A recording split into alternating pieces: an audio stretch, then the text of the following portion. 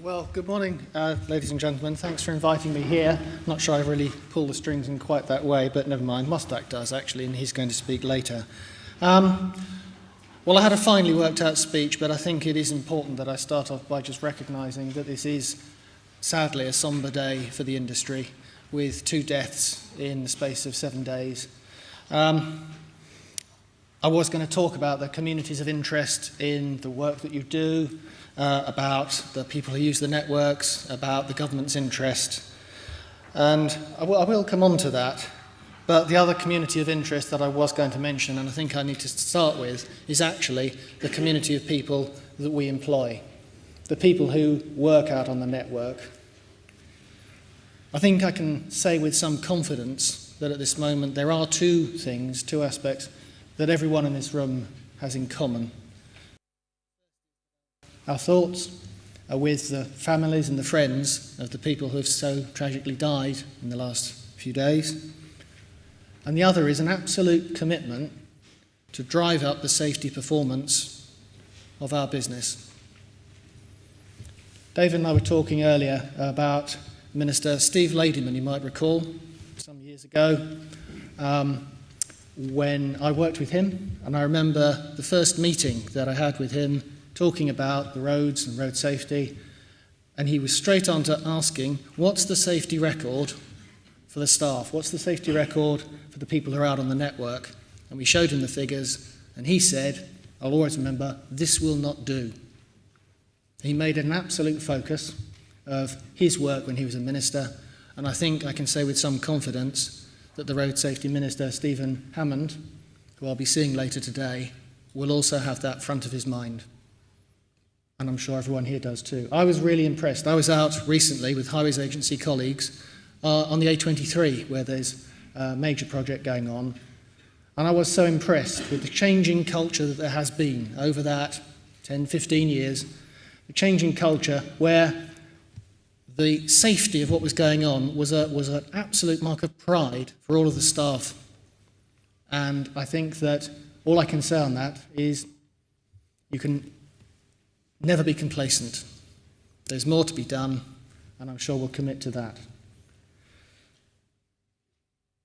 If I may, Chair, I'll move on, because I think there are some immensely positive things about the industry, about the future, and about the context. And I'm going to pick up the theme you've got here about making change happen. And I will go back to the communities of interest, the other communities of interest, because I think all too often maintenance, be it highway maintenance, be it maintenance in other infrastructure sectors, can be seen as rather a poor relation to the sexy, glamorous world of building something new. And that's all well and good. But the fact is that for the people who use our networks, I'm thinking here about not just the trunk road network, but the local road network, for the people who use those networks, the performance they provide, the smooth pavement that they want to drive on, the less inconvenience they have to suffer through better planned maintenance activity is really important. I've got some numbers or some survey numbers about the fact that the condition of the road network, the performance of the road network, time and again, there's a May Gurney survey, there are other surveys. This is something that people really care about. And of course, it's important to business too. Anyone who has listened to business representatives talking about what they want government to be doing, time and again, they'll come back to investment in the roads as something that's absolutely key to them. They think that a lack of investment and a lack of efficient planning and maintenance costs them money in their businesses. And I've got here a CBI infrastructure survey only last year saying that the state of the local road network was a top concern for 65% of the respondents. So it matters. It matters to government, central, local, devolved administrations, because let's face it, this is not a cheap activity. We do spend a lot of money on maintenance. It's important that we do that efficiently. And I'll come on to, in a moment, some of the initiatives that are making a reality of that. So let's be in no doubt, this matters. And it's important that we all commit to doing it well. I thought I'd say a bit about the wider context. So the wider context about what's going on in government, what's going on nationally that might be influencing factors for the work that you do. I'm going to start off with the Highways Agency, and most of you will have heard about the Cook Review, Alan Cook. Earlier this year, the government published its response to Alan's report. Governments are very good. Government departments are very good at getting independent people to come in and review things. It's one of the techniques we have for making change happen.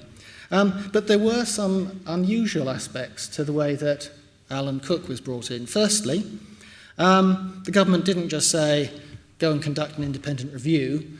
Alan was appointed as non-executive chairman of the Highways Agency. So he wasn't just looking in from the outside. Second, the government extended that appointment. So having had the report, having accepted many of the recommendations, Alan's there now, working with Graham, working with Derek and others, to see the changes through. The third one is even more unusual in a way, because the government did not accept all of Alan's recommendations. Not because it disagreed, not because it was turning them down. In this instance, it didn't accept them because the Prime Minister said, I wonder if we could go further. So around the same time as the response to the report was published, the Prime Minister made a speech in which he set a challenge for us in the Department for Transport, us in government, because he said it for Treasury too, to take a more radical look, involving Alan still, at what a possible different model of Highways Agency might look like, about how we might be able to achieve a more sustained, high level of investment and achieve that nirvana that we're always seeking, high, sustained, preferably private sector investment in the road network. And I know that's a theme that will emerge in the remarks that Stephen Glaister makes, I think, later on today, about the need for that high and sustained investment. So the challenge the Prime Minister set was how to go about that. We've been working hard over the summer. The Prime Minister had in his mind, I think he made clear when he spoke, the model of the privatised water industry. The fact that, if we wind back to the 1980s, there was an industry that was sorely lacking investment and indeed sorely lacking in the capital maintenance that was so important. And how that has transformed, how that industry has transformed in an intervening period, quite successfully, I think most of us feel. So that was the sort of picture he had in his mind. We've been working on that. Of course, there was one key difference between the water industry in the 1980s and, let's say, the Highways Agency today, and that is that even in the 1980s, we were all paying our water rates. We were paying for the service. We knew that we were paying a direct amount. And we don't have that same model for the Highways Agency. So one of the things we've been having to look at is it's all very well to want a high and sustained level of investment, but somewhere somebody is paying for the service. And we need to think of, is there a different way? Is there a better way of making that work? We've been thinking hard about that. And again, I'll cite Stephen here because the RAC Foundation has done a lot of work in this area too, to look at whether there might be different models in which road users might be paying more directly, perhaps even winding right back to the days of the road fund licence. We shall see. That work is still in progress. We're due to report to the Prime Minister reasonably soon, and I expect that he'll want to think hard about the different options that we lay in front of him. But a key thing coming out of that, and a key thing, I think, that Alan Cook alighted upon, perhaps the central theme, and it won't be seen as a surprise or rocket science to anyone in this room, is the benefit of having long-term certainty. And one of the two of the curses of life for the Highways Agency are that it is both in the public sector, and when you're in the public sector, you look to the Treasury, and the consequence of those two things is that you have to account annually. Well, no surprise there. Every business in the room has to produce annual accounts.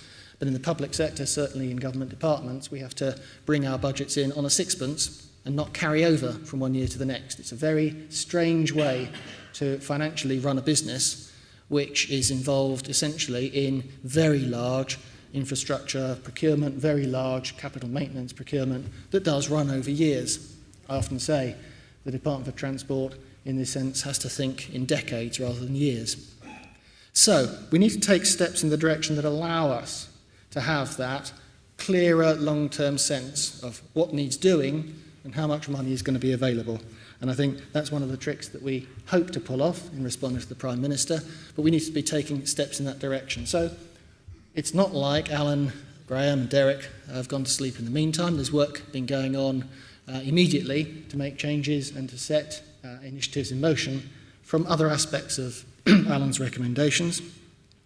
One of those is about developing route strategies, about getting a better idea of what sections of the trunk road network are there to perform, what are the demands on them, what is the work that's going to be needed to keep them performing to their best. Another is about looking at performance specification.